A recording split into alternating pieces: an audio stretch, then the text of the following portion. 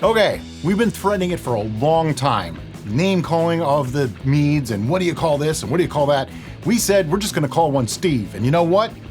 We're making a mead named Steve. That's right, a mead named Steve. All right, the way this came about is Stephen Knish sent us this Scotch barrel tea, and it's actually Assam, Lapsang Souchong, and vanilla flavored tea. And we thought, well, that sounds pretty cool. You know, we can make a mead with that, and because it was sent by Stephen, we can make it a mead called Steve. But we have ideas. We haven't tasted this tea, so how can you really make something if you haven't tasted what you're doing, right? Lapsang Souchong is smoky. The vanilla is probably there as like a nice sweetening, thickening almost agent. So we're gonna make a cup of tea.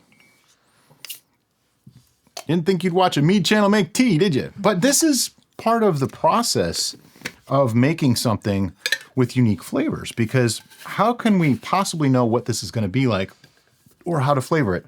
And this is something that's been asked a lot on the channel when we say to use black tea as a tannin agent. Lots of people have said, well, can I use this tea or this kind of tea or this blend of tea? And we always say, well, you can if you want that flavor. If you use just straight black tea, then you're not really going to get the flavor of tea so much, just the tannins.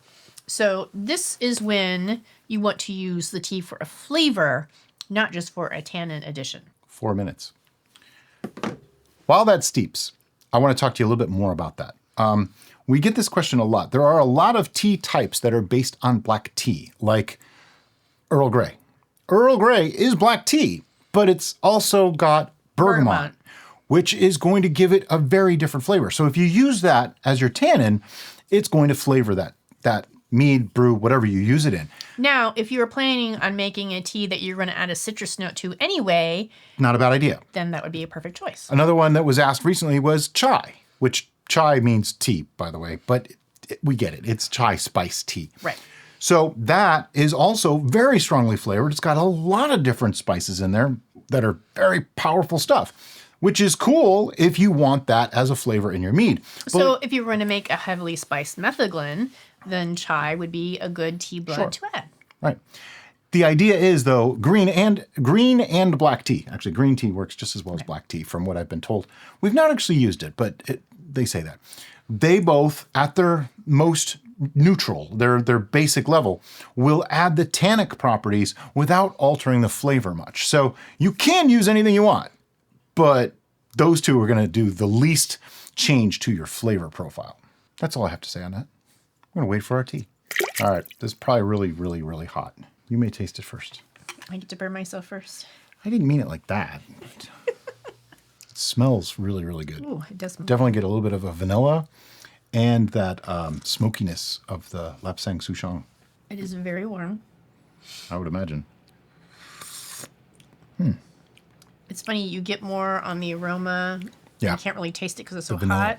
But if you just let that sit in your mouth, like I've already swallowed, obviously, but just the residual tannins have saved some of the smokiness, some of the... Little bit of vanilla. I'm getting a little bit of floral notes in there, too. Just a touch, yeah. I would like to see more vanilla in this. So that gives us... See, this is why we do this. We're going to taste the tea and analyze what the tea is going to give. Right. And then we're thinking, okay, well, this is going to get combined with honey. Yeah. It's going to be made into a mead. What can we add to enhance the flavors already present? I think the second idea that... We have ideas, but we're not going to tell you yet because we want you to watch the whole thing because it may change along the way too. And that's the cool thing about the way we do this is this starts out as one idea and it might morph into something else. So that's why I don't want to give it all away. Also, there's a lot of flavors there. With our recipe planning, we start out with a blueprint, and then when we get to the next stage, we always take a taste because the mead or whatever we're making is really dictating our path. Absolutely. And sometimes unexpected things happen, and it's better to go with that rather than to force it into this preconceived notion. Use what's shining and what's really standing out at the time to make something really excellent and perhaps something that you weren't thinking about. Recipes are kind of like the Pirate's Code. They're a guideline. it's up to you to test it along the way, just in case your ingredients are slightly different or your tastes are different. The first thing I want to do, though, is we're going to start hydrating our yeast. So for that, I need some water, please. This is a lovely tea. It really is. It's a very nice tea. So thank you, Stephen. So we're going to make sure to not use all of it. He did give us 2 containers. That's enough for you. That's plenty. Okay. I'm not going to use all of it to make mead with. To start with, we're going to use Go Firm. This is for hydrating our yeast. I'm going to use 1/4 teaspoon. Now, this is an optional step altogether. The Go Firm, the hydration, all of it is an optional step. We do have an ongoing test still going right now where we test 3 different ways of doing these things. And I got to say, the results are not unexpected. It's pretty much what you'd expect to happen. Flintstones vitamins seem to be helping. That's what I call Go Firm. Flintstones vitamins for your yeast. Sorry. All right. And I'm using my self-stirring cup. There's ridges. I got to put the yeast in too. I know. I like to break it up. It's weird. It says you don't have to, but it just makes me feel weird. There's the big glop of Go Firm in there. He likes to mess with stuff. I do. He's a button pusher. Oh, yeah. I go to Target and push all the buttons on the toys. If it makes noise, the longer the better and the louder. Do not get in an elevator with this man. You'll be there a while. Our yeast today, we're going to be using Lalvin 71B.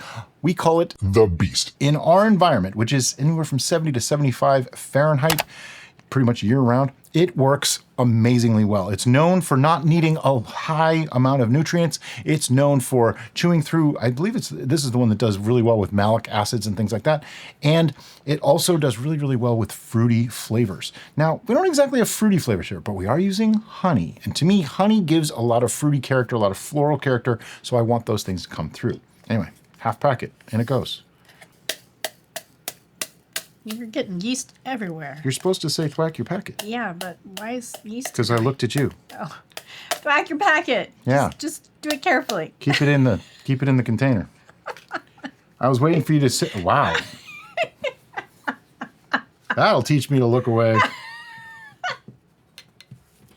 You know, it just wouldn't be a City Steading Brews episode if I didn't make a mess of some kind. And I'm gonna mix that up. And we're just gonna forget that happened and move on. Look away. Look away. Nothing to see here. Wow, we could make a whole new mead off of this towel. A new towel? No. We're gonna work with it. All right. It's just yeast. It's just yeast. It's fine. Our honey of choice for today is going to be Kirkland Wildflower honey. Now, we selected this simply because it's relatively inexpensive, easily accessible for most people, and it's a more neutral-ish flavor because that tea is strong. Plus, some of the ideas that we have, we're probably going to be adding some extra flavors to it. So there's no point in wasting, and yes, I'm saying wasting, a very expensive, subtle flavored honey that when the flavors are lost on it, it doesn't really matter. And I'm using 2.5 pounds of this honey today. Okay, at this point, we want to start mixing up our honey and water. I have some semi-heated water. It's tepid is a good, yeah. It's body temperature though. So within a couple degrees is all good. You know who you are. The trick is you don't want it to be too hot. Past like 110 degrees Fahrenheit is probably too warm and your yeast could die. To mix this up, I'm going to be using the spattle. It's a spoon, it's a paddle, it's both. Get yours in the description below. While I'm mixing this up, I want to talk just really briefly about the idea of sponsors in our channel. We are self-sponsored. What that means is we have a VIP club where you can join and you can get more interaction with us, and we have monthly hangouts, but also we sell products such as merchandise like t-shirts and like pictures. Yeah, the products that we use on the show. We tend to not ever advertise something that we wouldn't use ourselves or haven't actually tried out ourselves. And that way, we want you to have trust in the products that we recommend. But I do want to make it clear, we do make a profit off of those things. We do this for a living. This is how we earn a living. We don't have day jobs. This is our day job. It's only 10 after 2 right now on a Monday, and that's what we're doing. So on Amazon, we do get a small commission at no extra charge to you. If you ever have a question on a product or you would like to see us try something out, we're more than happy to do that and give you our opinion on it. And if there's a product that you'd like to get and you don't see one of our links for it, just ask. We'll be very happy to find it for you and link it, so long as it's something that we actually would recommend. So that's my spiel. also, if you're outside of the US, you can use our Amazon links as long as your country supports Amazon, and it should transfer to the nearest Amazon hub to you. The links might not be the exact same product as what we're using. So if it's close enough for your likes, go ahead and get it. If not, you can continue your search, but using that link portal will help us greatly. You do not have to actually mix this up completely if you don't want to. However, it makes getting an initial reading very, very difficult. So unless you are absolutely spot on with your measurements, I recommend mixing it up. We did do what we called the dump mead, where we just poured everything in and it worked incredibly well. It's actually one of my favorite meads that we've made. That said, it isn't recommended to do it that way. You do want to get some oxygen into your brew because that's going to aid your colony of yeast to build up. Like that. Until it splashes. Then I have to stop. All right, so now I would like to add some more water. And I have measured out an amount of water, about 105 ounces, because 1 pound of honey is roughly 11 fluid ounces. So we use 2.5 pounds. That would be about like 26 or so. So 102 to 105 ounces should do the trick. We still have a little bit to go from our yeast, and I don't want to go too high. This is the thing, because we still have to add something. Okay, so like I said, I didn't want to overfill this because we do still have to put in the tea. And for that, we're gonna actually be using another product that was sent to us a long time ago when these guys were brand new, called the Rumble Jar. And what it basically is, it's like a big tea strainer. Really, you use it to make cold brew coffee, but it works just as well for tea. And look at that, it's made to fit in this container, so it works really, really nice. I need the tea, please. Question always comes up, how much tea? And should you steep it first? Should you put it in? There's a lot of ways to do it. I actually want to experiment with cold steeping it. Now I know that'll take longer, but this is such an interesting flavor. I think I want to let it steep and build over time. So I'm going to use 1/3 cup of this tea. How did I come to that number? Well, a teaspoon of tea makes about 6 ounces of tea. Teaspoon of dried tea makes about 6 liquid ounces of tea. There's like 21 or so servings in a gallon. So that's like 21 teaspoons, which would be about 7 tablespoons, which is almost a 1/2 cup. I felt like that was a lot. So 1/3 cup is just a little bit below then. So see, that's how I do things. Pretty simple. And I'm gonna spill this everywhere. So I'm just gonna fill it carefully. They did not make this to do this system. I mean, we're using stuff in ways that it was never intended to be used, okay? Now, someone's going to ask why, could you just steep this ahead? Yes, you absolutely could. The advantage to that is now you have a fixed amount of tea flavor that you're adding. And that's one way to go. In this case, I wanted to try something a little bit different. And now you got to put that in the Rumble Jar. That's easier. Make the little funnel with your fingers.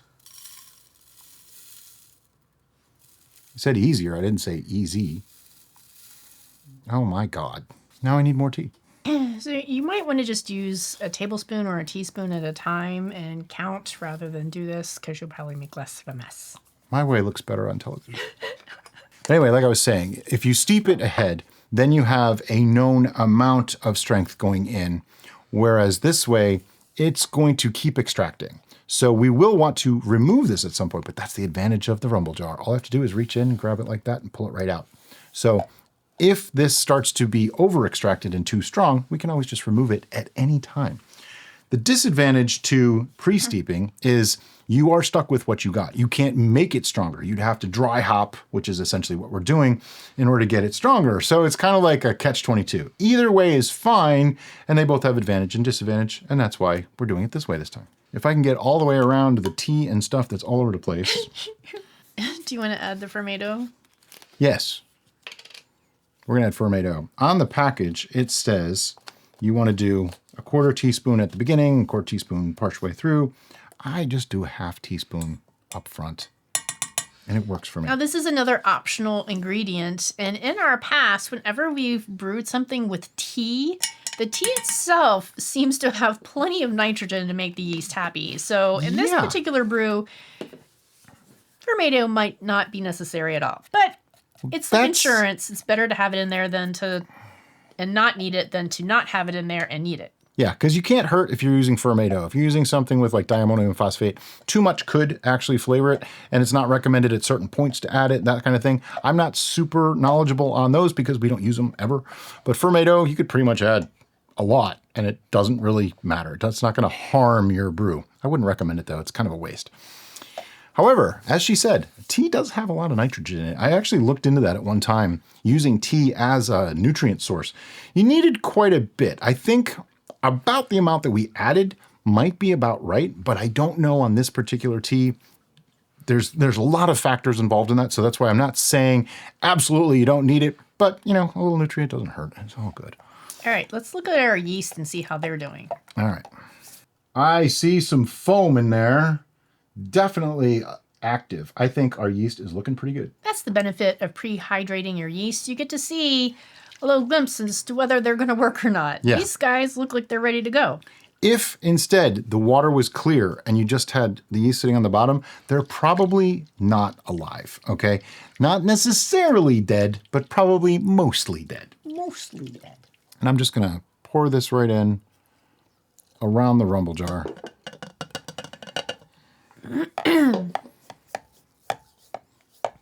It's almost a way to mix it. Almost. It doesn't. I've been making a mess the whole time. It doesn't. Why stop now? So the next thing I want to do is take our gravity rating. Now, we use 2.5 pounds of honey. That should be somewhere around, I want to say like 1.090 or so, something like that. We're actually a little bit higher than that. That's interesting. 1.100. Even, is that 1.10? Actually at 1.102, and I think I know why. We held back some water because the rumble jar takes up space, but that's okay. That's another reason why I don't like to add a lot of honey all at once, and then you never know. 1.100 is about my maximum that I really like to go. We're only 2 points over that, so obviously that's not a problem. Now, something interesting that I'm starting to see more uses for is the potential gravity listing on the side of a hydrometer. I used to just always go, it doesn't work, but it actually does have a use. If I go to 1.102 and just spin it to the side, I can see that this would be about 13.2 or so percent. Just right there. That's the potential. Now, that doesn't mean it's absolutely going to hit 13.2%. That's the potential. The trick to remember is the numbers always go down as it ferments. So we start at 1.102. If this ferments out to 1.000, we went through 102 points, which is about 13.1, 13.2%. If we use the potential ABV, we started at 13.2. If it drops down to 0, which the equivalent to that would be like if we went to 1.000 specific gravity, that shows as 0% alcohol. So we started at 13.2 minus 0 is 13.2. So it's a little backwards. I see a lot of people trying to take a reading at the end and they're wondering why they don't have any alcohol. Oh, you do. You do. You just don't have any potential alcohol because you've already made it. Exactly. It's real alcohol, not potential anymore. Think of it that way. That's an excellent way to see it. All right. So what are we going to do with this now? We're going to put a lid on, and we need an airlock. Yes. And then we're going to let it sit. It's probably going to take a couple of weeks, but we need that airlock first. Yeah. All right, so we highly recommend the use of airlocks. If you don't have an airlock, if you have just a piece of silicone tubing that you can put into the hole there and run that into like a mason jar full of water or something, that's all good. We actually fill our airlocks with Star Sand fluid mixed to the directions just right out of turbos. Or if you have a spirit that you don't like lying around, like Scoresby Scotch or something like that, that's just horrible, you can put some of that in there. It doesn't matter. But straight water, I don't recommend unless you don't have any other option. And that's because the airlock is there for two reasons. The first and probably most important reason is that as fermentation is occurring, the yeast are creating two byproducts. One is alcohol, which you want. The other is gases, the main one being CO2. That gas buildup inside a sealed vessel is going to create a bomb. Right. So the airlock is going to allow that gas to escape. And what happens is the gases start to push up this side of the airlock. They force the water on this side, my side of the tube here, down, and it comes up this side. And as the bubbles start to come through, they go Bloop, bloop, bloop. And eventually it'll probably speed up and it might sound like, but after a while, it's going to slow down. Bloop, bloop, bloop. And maybe even stop. And at that point, that's when you take your first check. I almost got through it without laughing. The other reason why you use an airlock is to keep bugs, actual bugs, Fruit flies. out. And that's why we encourage you to use a neutral spirit or a properly mixed star sand solution or sanitizer fluid, because that's going to kill the bugs, where just straight water, They'll get through it. they can actually get through there and get into your brew. You'll be surprised how determined a fruit fly is to get to a fermentation. And here's why. Fruit flies are actually attracted to the smells of fermentation. They're wired that not way. the fruit itself. They go after the fermentation smells. So they know that's something they want. They are literally bred for that. Yep. So we're going to do with this now. You're gonna let it sit. For a couple weeks. Once that Bloop, bloop, bloop. slows down to a crawl, we'll be back to show you next. Okay, so it's been about 2 weeks on this, and that means it's been sitting on the tea, and it might have enough. Ooh, there's some smells there. Smoky. That's interesting. But what I want to do is take a reading on this. I think it's not done. I think it's still very much active. Yeah, I mean, I see bubbles, little tiny bubbles coming up the side like crazy. It's still very cloudy. But if we're going to take a sample taste, I might as well get a reading. Yeah. Just because. And that's really what we're focusing on, because we dry hopped the tea and it is a smoked tea. We want to make sure that we're not over steeping it. We like strong flavors, but not that strong. Well, interestingly enough, it's actually moved along quite well. It started at 1.102. It is now at 1.016. What I'm going to do is just pour a little bit of this off into a glass. I'm going to hold this for a second. Can you just set Just that in lid on case. there? Yeah. More. Yeah. Okay, on the smell, I definitely get that tea is coming through in the smell. I'm curious to see how much it exudes into the flavor. Yeah, it's Not done. It's very cloudy, potent on the aroma. which could be a good thing. All right, I'm going to cleanse my palate just to make sure.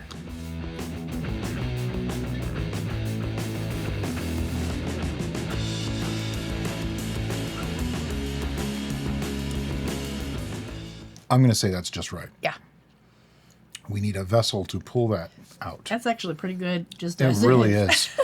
It needs a little more, a little But something. also, the things that we have written, our Oh, yeah. notes, I think that's going to be They're going to perfect. be perfect for this, yes. I am so excited right now. Yeah, so you need to watch further in the video to really know what's going on. But let me go get something so that we can pull that tea out. And this right here is one of the reasons why we love using the rumble jar in these particular scenarios, because we don't have to get the auto siphon out. We don't have to rack. No racking. We don't want to rack because it's still fermenting. We just want to make sure that we get the tea out so that we don't extract more flavor and overpower this beverage. And I'm holding this just barely above the surface. And it's dripping now, but Ever so slightly. yeah, there's not much left in there. I'm not going to worry about squeezing the bag. There's no bag. There's no bag. Because I'd have to reach down in there, and that'd be weird. I don't know how I'd even do that. So I'm not going to worry about it. That's it. The last few drops that didn't come out, they're okay. We are going to put the rest of our sample back because Carefully. everything has been sanitized. So at this point, the tea amount, the tea flavor is set, okay? Now, someone might ask, could you just make the tea ahead of time and put that in? Yes, Yes. you absolutely can. That is another way to do it. And the reason we didn't do it that way is because we wanted to show a different way. That's literally it. We get that kind of question all the time. Why didn't you do this? Why didn't you do it this way? Because we chose this route. Because there's a lot of different ways to do things, and we like to show, we're equal opportunity offenders. We want to show you all the different ways. That way, if there's 5 ways, 4 people get mad at us when we show the 5th way. And if we show the first way, 4 people get mad at us because we didn't show their way. That's the way it is. I'm joking, but I'm not, because it's true. So let's put this out of the way. All right, so at this point, we're just going to let this sit, probably for another week, give it another gravity reading, and see where we're at in the fermentation process. Yeah, this might even take another couple weeks because it's been 2 weeks so far and it's at 1.016. Yeah, a week, maybe 2 weeks, and we'll be back to check on it again. Okay, it's been 1 more week, and last time we removed the tea. This time we're just checking to see if it's done. It was at 1.016 last time, so where's it at today? Only one way to find out. Well, there's more than one way, but we're using a hydrometer to find out today. It did go down some. Wow, quite a bit, actually. looks like 1.006. But that doesn't mean it's done. It could be done, but we won't know. The only way to know is to have a second reading to back that up. And for that, we're going to put the sample back in, put the lid back on. Crank it on there pretty good. And I'm going to give this a minor swirl. I call this a baby swirl because these lids don't hold liquid well, so I don't want it to leak all over the place. But I would like to get some of it stirred up. It's got a really interesting color. It looks like apple juice. It actually looks like apricot juice. Oh, well, excuse me. Now, the idea behind the swirl here is A, degasses, and B, get some of the lees moving around in there. There's still some live yeast in there. Maybe, hopefully, helps it just get a little bit further along. So what are we going to do with this now? That's it. One more week. See you then. So this has been sitting for 2 weeks since the last time we looked at it. It was at 1.006. It's time to check it and see if it's done. Okay, Steve, are you done? Steve's kind of quiet. He doesn't say much. Yeah, but he's looking pretty good. Yep, it's clearing up nicely. Oh, yeah. I would say that's 90% clear, which it may never clear further than that without help. And our take on that is, if it ain't broke, don't fix it. Like, if you really feel the need, there's ways to do it, bentonite and sparkle. But we did a video on that where we showed that it actually stripped some flavors out. So we're not so into it anymore, unless it's like ugly. Like if it looks like pea soup, then I might do it because, Unless that's the look we were going for. Yeah, I generally don't go for the pea soup look in my meads, though. Just a thing. All right, so this did go down some. 1.002. Let me find my pen. Fun with flags. That's how I can find my pen. So at this point, we have a choice to make.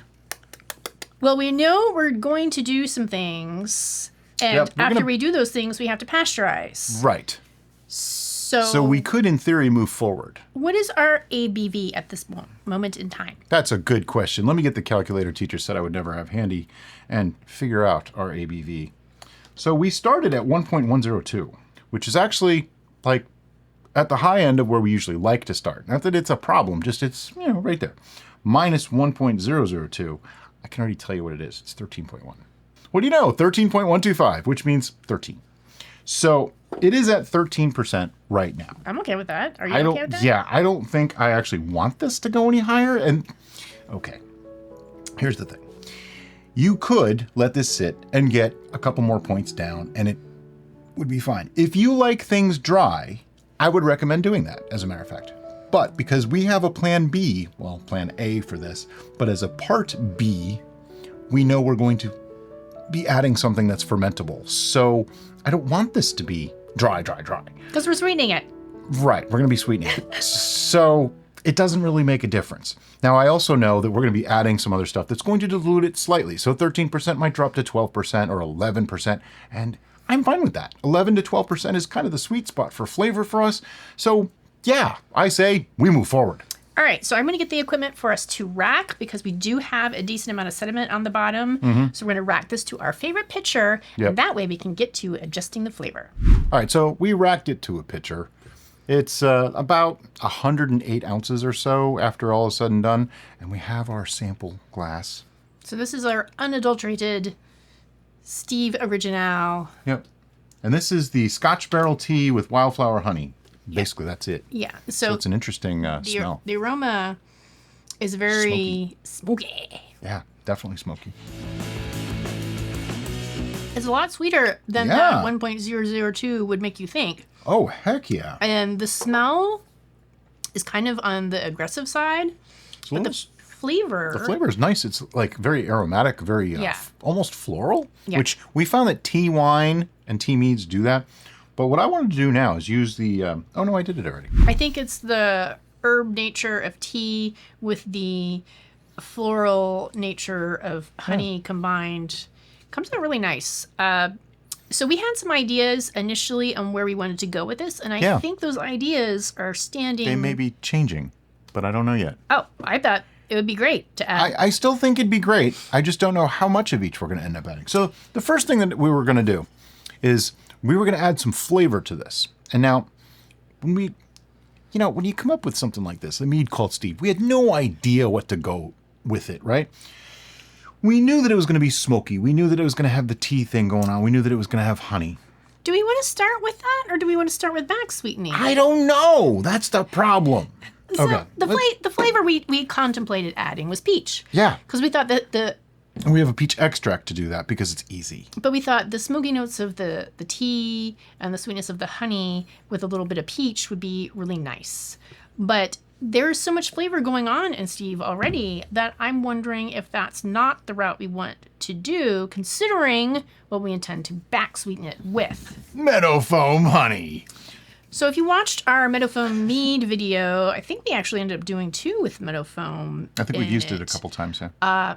It kind of has marshmallowy flavor. But when you ferment it, it loses a lot of that. Right. But if you back sweeten with the raw honey, it retains that flavor, and that's what we're going for here. So I'm thinking the marshmallow note along with this would be great and actually might make our brains go in a whole different other direction. Because if you think about smoke and you think about marshmallow, you don't think about peach. You think about something else. At least I do.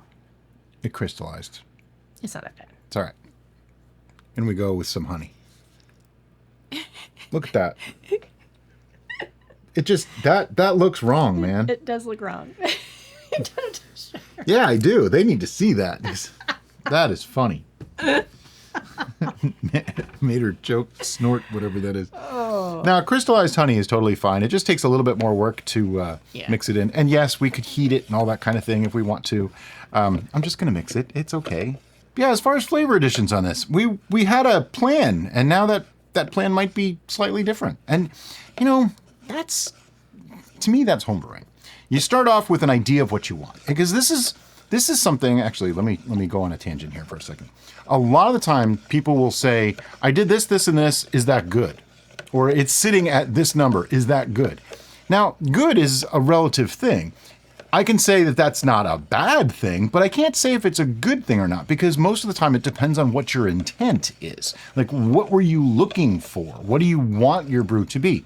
And I think a lot of people just jump in without a clear intent. And that is the major reason why we say follow a recipe, because that recipe has an intent. It has an intended result that you can kind of compare to and say, oh, did I achieve what the recipe was looking for, or did I do something wrong and it didn't come out the way I intended? Right. And even then, there's so many variables, you're probably not going to be exact, but as long as you're within that range, then you know you're headed in the right direction. Yes.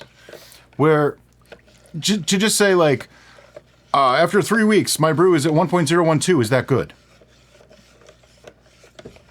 No way for us to be able to help. And I don't want to sound like I'm being a jerk, because we want to help. That's the whole point of this show. But it's not even more information. It's what were you intending? Because 1.012 could mean it's too dry for you. It could mean it's too sweet for you. It could mean that it's stalled. It could mean that you've surpassed the yeast tolerance.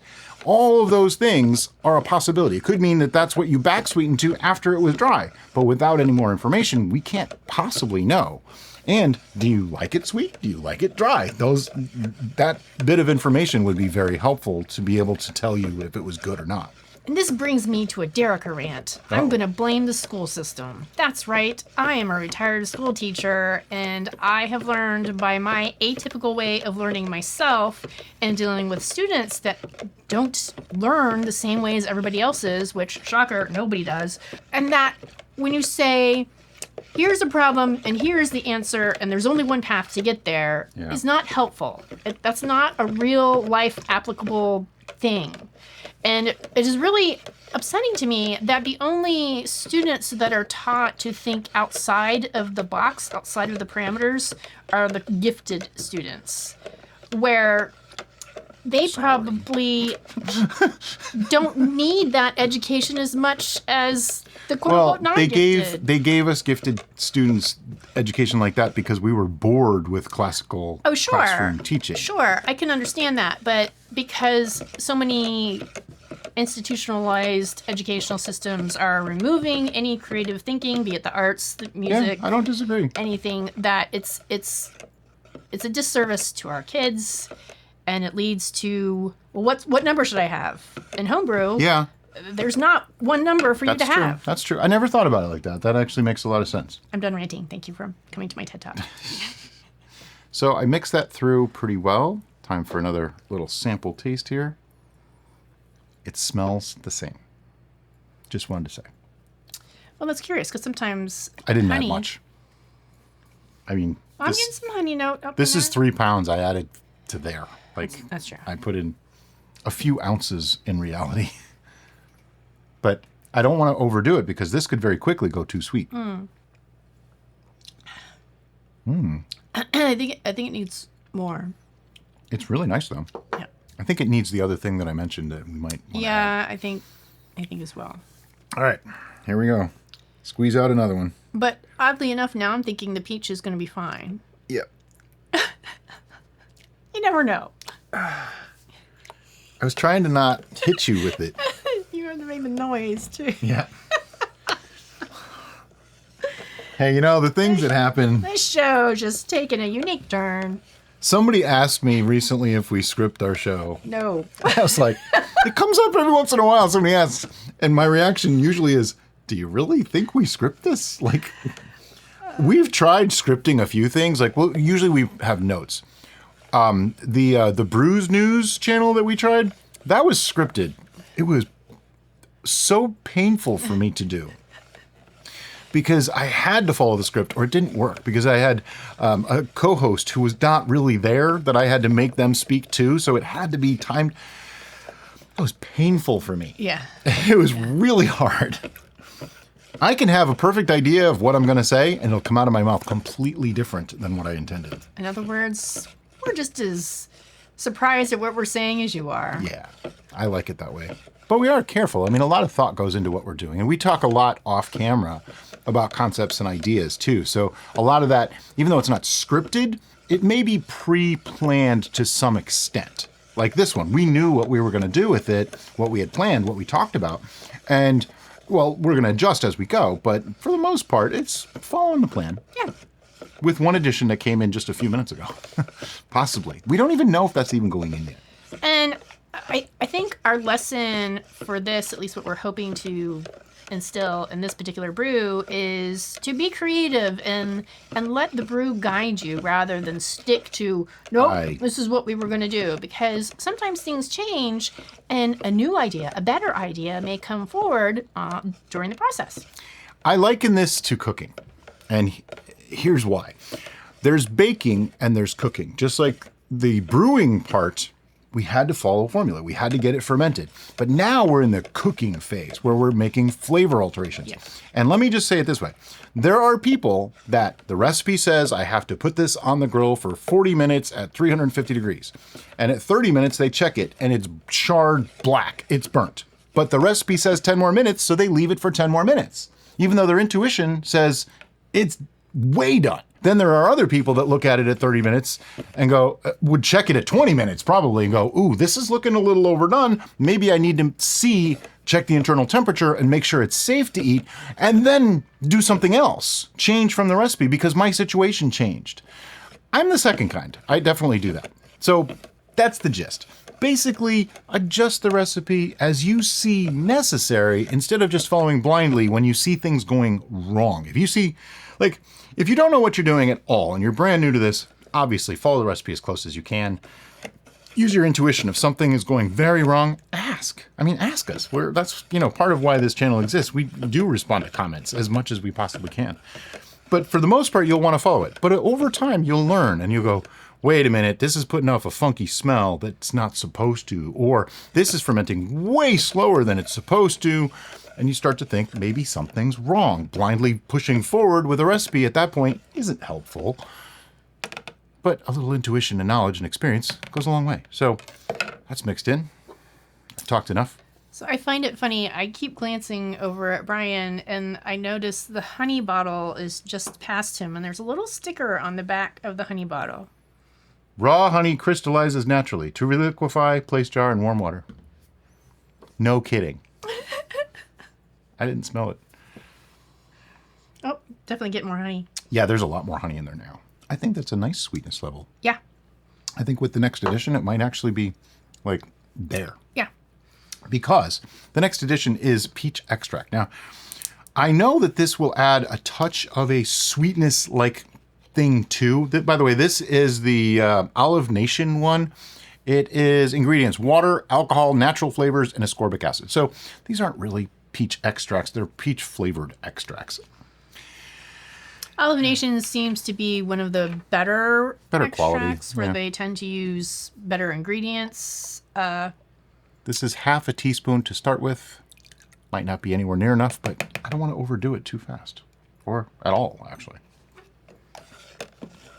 Yeah, try to use a good quality extract if you can. You know, there's a lot out there. We'll have links to these, though, right? As long as it's still available. Oh, yeah. All right. And the tasting and adjusting process. We will give you a final gravity reading at the end. I don't think the extract adds much to the... I don't think the extract adds much at all to the specific gravity, so I'm not going to worry about it. It's coming along nice. Oh, wow, that's cool. That's amazing what half a teaspoon of that did. Do we want a little bit more, or... Of the peach? I don't know. Do you want to do the mystery ingredient? The mystery ingredient, there's no mystery to it. It's vanilla extract. Vanilla. Yeah, I think I want to add a half teaspoon. This vanilla extract will probably enhance both of these because vanilla and peach go well together. And the meadow foam has almost a vanilla-like quality with the marshmallow. Yep. So it might add a little bit of mouthfeel, really. I'm just going to go a half teaspoon plus 1 drop. You saw that, right? It's a half teaspoon plus 1 drop. Very critical to get that 1 drop. That's right. Now, something to realize here is your amounts may vary based on your volume, okay? So we're putting in half teaspoon because I don't want to overdo it, but our volume is actually only about 108 to 112. But I think that's probably going to do it. This is going to be a very powerful flavor. Yeah. Just like all of our brews. I don't think we make anything weak tasting. Not on purpose, that's for sure. No. If it comes out weak, we usually make it strong. That is so interesting. Yeah. I almost feel like I want it a little bit sweeter, though. Yeah. See, that's the thing. Once you start adding other things, I was afraid it might become too sweet, but no, it actually needs a little bit more. Yeah. And I, for one, am okay with that. Right now, I'm guessing it's probably at like a 1.012 to 1.014 gravity. Just gotta show you. That's just too funny. It's so weird.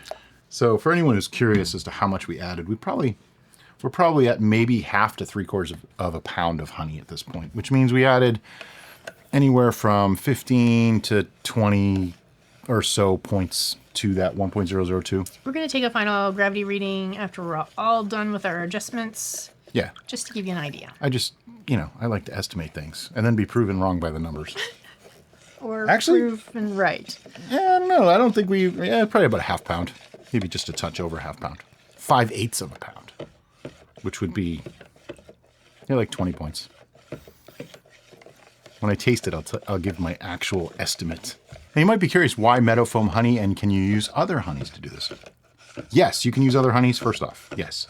They will have a different flavor. Every honey is a little bit different. And even different seasons of honeys are going to taste a little bit different. Meadow foam is unique, though. It has this, like, I can smell it now.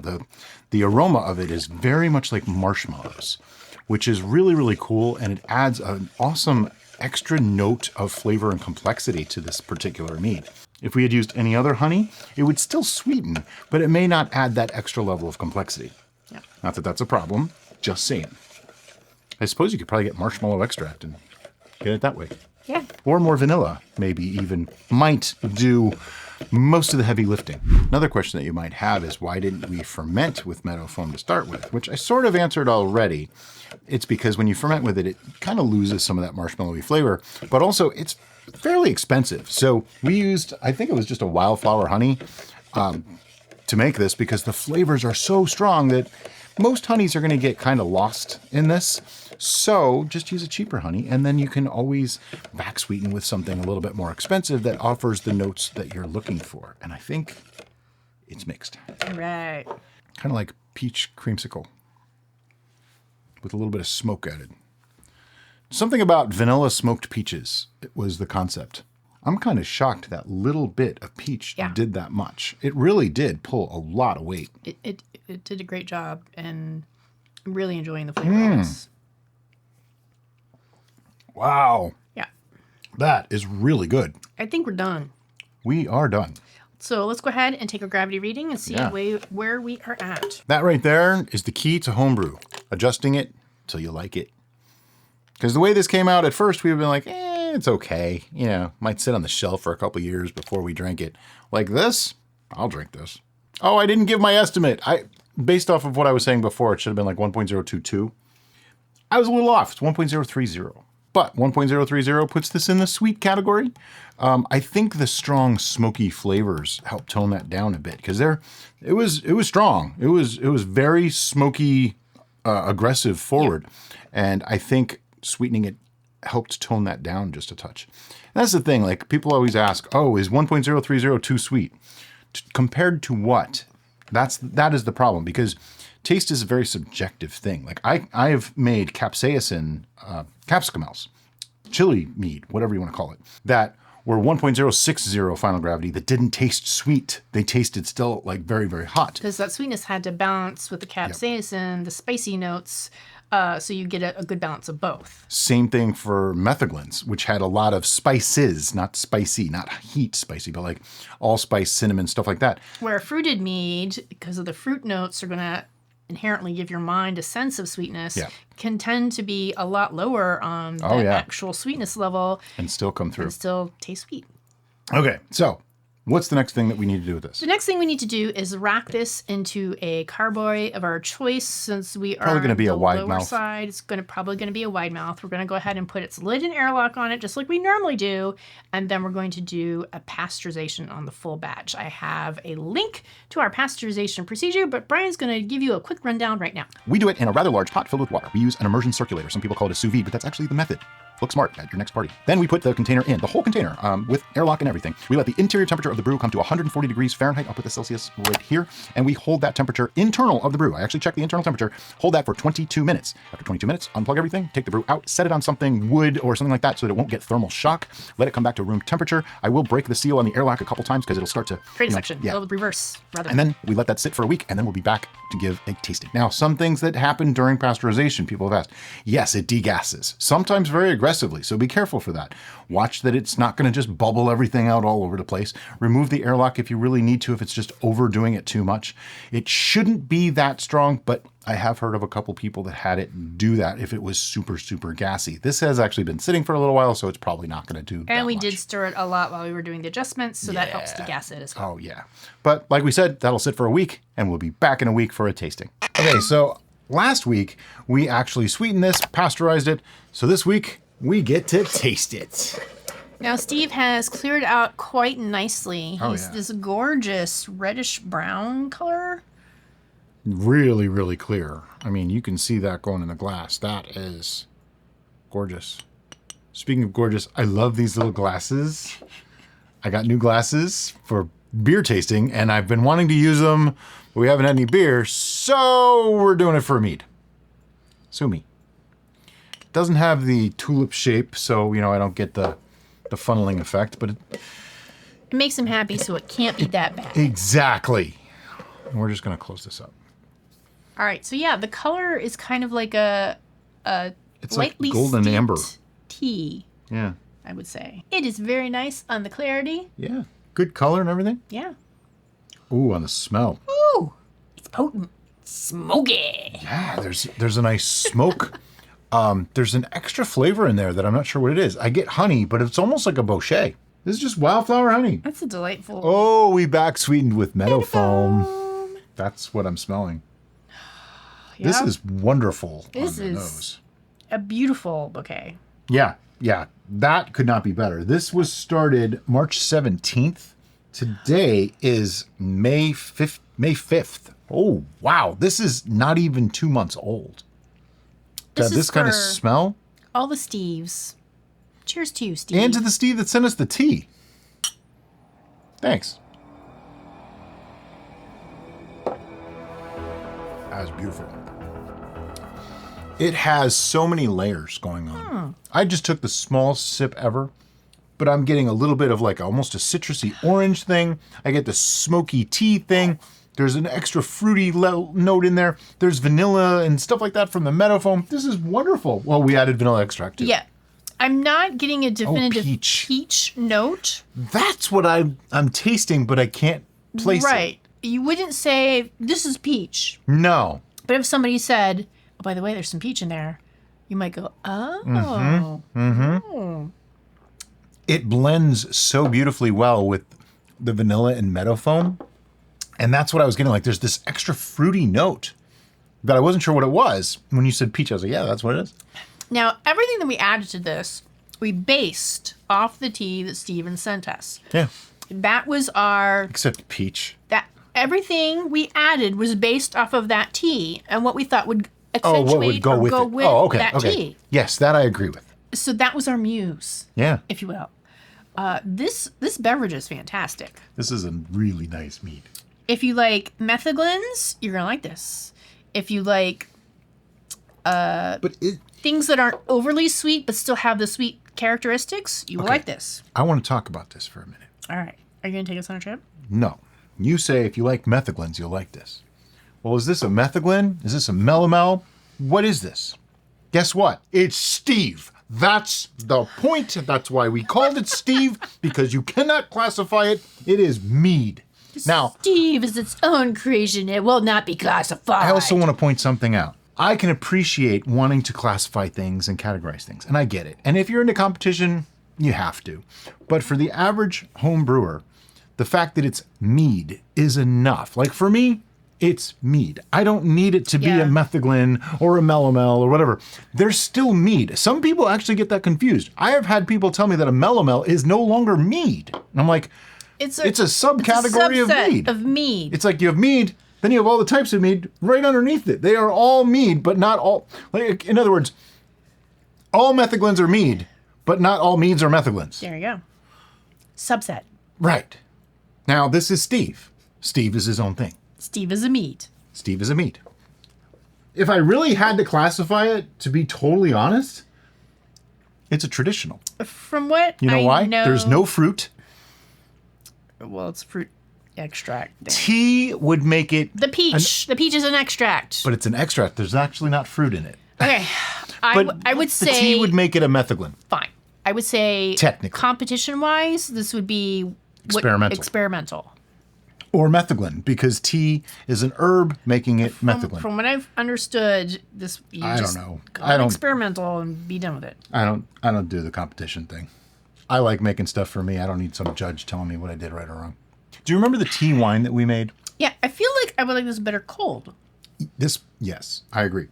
The tea wine that we made had some fruity notes in there that were really unusual and unexpected. That's coming through here. Yeah. It took a year for the tea wine to get that, but so much going on. That's why peach doesn't come through as peach, but you get like the soft note of the fruit mixed with the fruitiness of the tea. I said it's this fruit. Coming to it unknown, you wouldn't think peach, but if somebody said, "Oh, by the way, there's some peach in there," you might detect it that way. You would go, "Oh, okay, I'm getting that." It actually feels like peach apple combo. There's no apple here. Yeah, like peach tea, where there's peach in tea. That it's that similar thing where it's not reading peach anymore because it's more tea than peach. But do you need more? But this has got. I might for science. We need more for science. You know, twist my arm, throw me in the briar patch. I'm not going to twist your arm. I don't do that. Not this arm. It's not Please, nice. not this arm. Can't twist this arm. The tendonitis is still strong. Oh boy. It's because somebody can't rest their arm. Keep telling her how to do it. No. Is that the microphone's wrong? There we go. That 1.5 inches made a difference. Yeah, it was aimed more towards me. Mm-hmm. It's still aimed towards you. There's a joke in there. All right. Putting the lid back on. I'm just a wee bit louder than she is on camera. Skosh. We have measurements to prove it. This is just beautiful. I mean, I could smell this for like days. You could sniff it for days. I don't think it would still smell. The aroma is It's very nice. I want to turn this into a cologne or a perfume. It's got a very rich complex smell that Yeah. it's a little unusually strong. Once you get past, like the first, you're just going to be hit with the smoke. I'll be honest with you. But once you get past that, you get acclimated to it. See, like, to me, the I'm not smoke is almost on the back note. I don't really get it that strong. First sniff. We're way past first sniff now. Elbow sniffing time. Now I'm getting more like floral notes and Yeah, I get flowers. the sweetness, like the cotton candy. Is cotton Nectarine candy and aroma? cotton candy. Is there a cotton candy aroma? I don't even know. Yeah, probably. Nectarine and cotton candy. It's just that is The cotton candy aroma would probably be more vanilla. Yeah, I am Because getting. they spin it with vanilla a lot of time and fruity flavors. Did you ever smell Obsession? The cologne, the perfume. Probably. I don't know. It was But- orange based. Interesting fact. Neither of us actually wear cologne anymore because Derica has a very sensitive, is very sensitive to cologne. I used to wear it very sparingly, like barely ever, because I found it on most people overbearing. As a wedding photographer, I could walk through a reception or a wedding and go, I think there's times where I just had to like she's the put same thing. fabric over my face. I think we both have slightly sensitive sniffers. I think women, they say that women have more sensitive noses than men.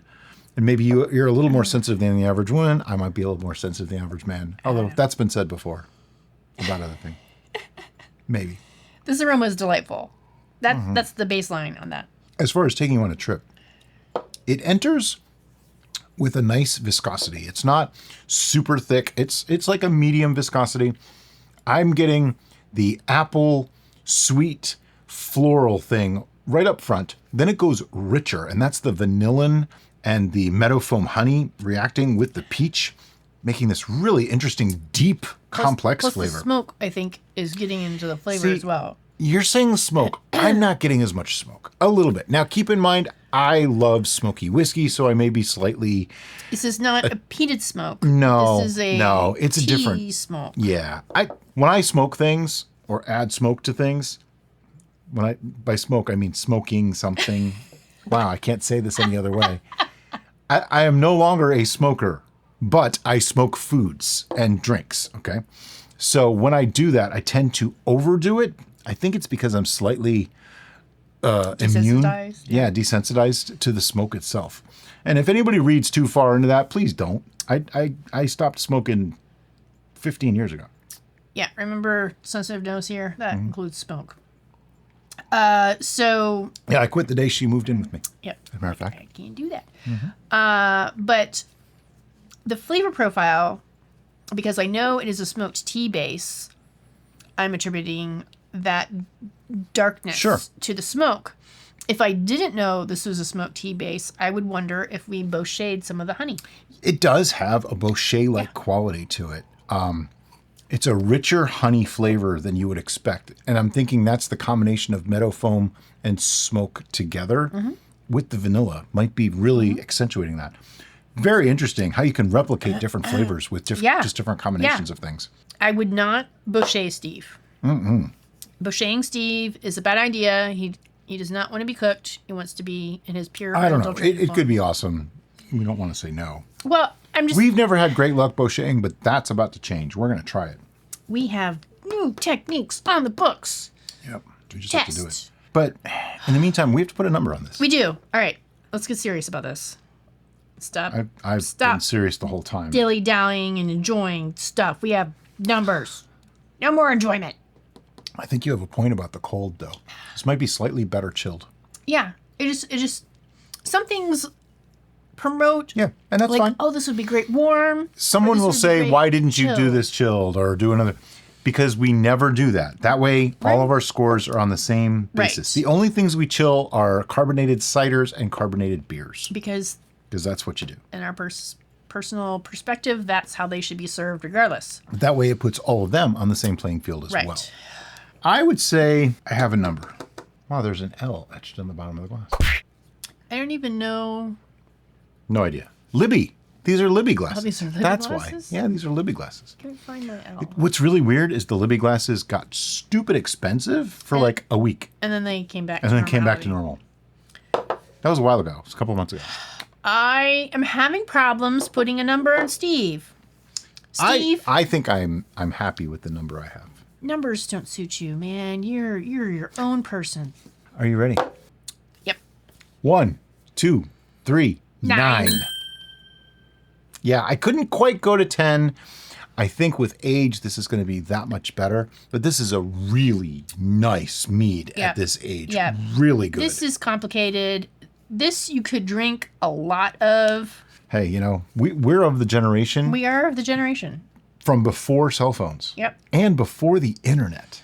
Actually, That's crazy. my slightly inappropriate addiction to cell phones is all his fault. It is, and I regret it all the time.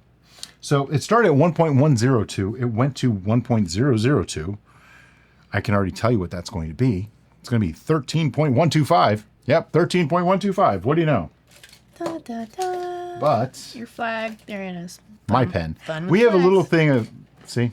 Here, I'll just show you. Oh, now the light magnet. Yeah. This is a magnetic light. It sticks to it sometimes when I pick it up.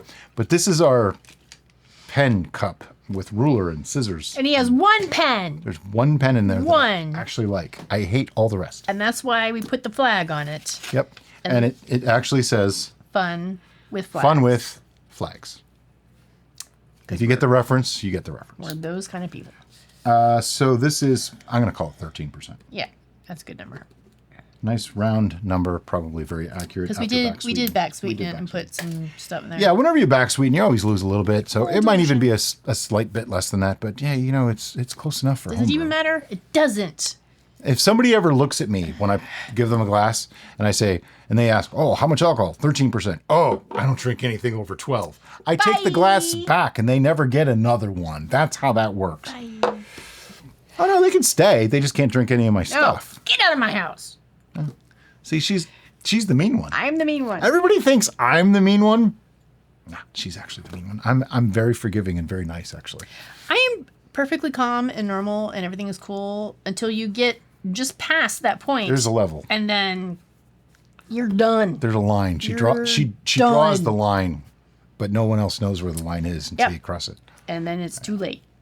But anyway, if you can get that Scotch barrel tea that Steve sent us, I highly encourage you to make I this have mead. yet to check Amazon to see if it's available. We'll find out. I need to do And that. if it's available, it'll be linked in the description below.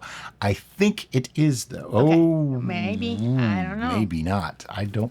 And if it's not available, we apologize. But, you know, when someone sends us something, we feel obliged to do something with it and make something for everyone to be able to enjoy. And I think this was wonderful. This is a really great thing. And we Thanks. finally made a mead called Steve. Thank you to all the Steves who have watched and supported us throughout the years. And as always, guys, thanks so much for watching. Have a great day. Bye-bye.